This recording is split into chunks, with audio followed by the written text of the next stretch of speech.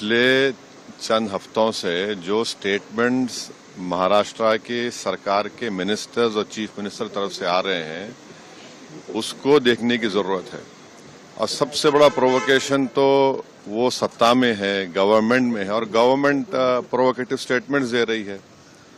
और बड़ा अफसोसनाक है, आप देख लीजिए पिछले 4-5 दिन पुराना स्टेटमेंट उठाकर देख लीजिए, तो ये वो खुद प्रोवोकेशन किए और उनको इस बात की अपनी जिम्मेदारी का एहसास भी नहीं है कि वो मंत्री हैं, मुख्यमंत्री हैं।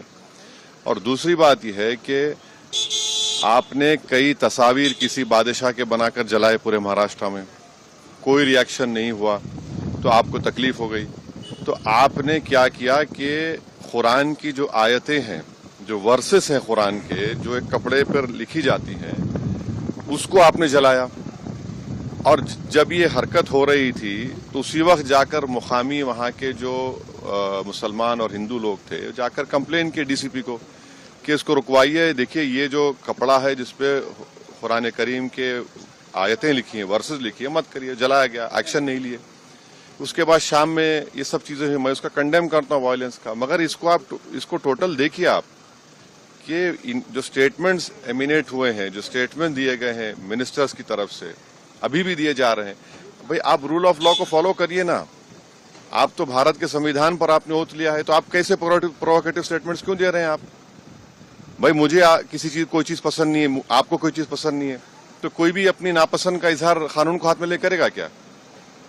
ये देखने की जरूरत है। तो ये बहुत गलत हो रहा है, सरकार की जिम्मेदारी है, ये सरकार की गलती है, इंटेलिजेंस की फेलियर है। उस जगह जहां से महाराष्ट्र के मुख्यमंत्री आते हैं, और ये जो वायलेंस हुआ है हमारे केंद्रीय मंत्री के घर के करीब है पूरा, ये बड़ी गलत बात हो रही है। सर, हो गया। सर, फडणवीस साहब ने कहा है कि ये बहुत रिग्रेटेबल है, बहुत दुख की बात है कि स्टेट एक्सचेकर से औरंगजेब के कब्र की देखभाल करनी पड़ती है। आप सत्ता में हैं, आपके जो आइडियोलॉजी है उसको बाजू रखिए। आपकी आइडियोलॉजी होने चाहिए भारत का कॉन्स्टिट्यूशन और रूल ऑफ लॉ को अपहोल्ड करना।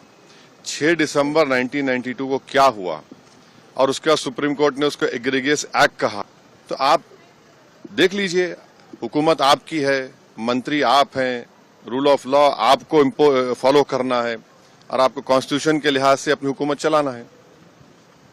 Thank you. खबरों में बस इतना ही। देखते रहिए बीके टाइम्स न्यूज लाइव। अगर आपने हमारे चैनल को सब्सक्राइब नहीं किया है तो सब्सक्राइब कीजिए और बगल में लगी घंटी के बटन को दबाकर ऑल पर क्लिक कीजिए ताकि आपको सच्चाई के साथ दिखाई जाने वाली खबरें मिल सकें। जय हिंद। सब्सक्राइब कीजिए हमारे चैनल को और बेल आइकन को दबाइए हमारी लेटेस्ट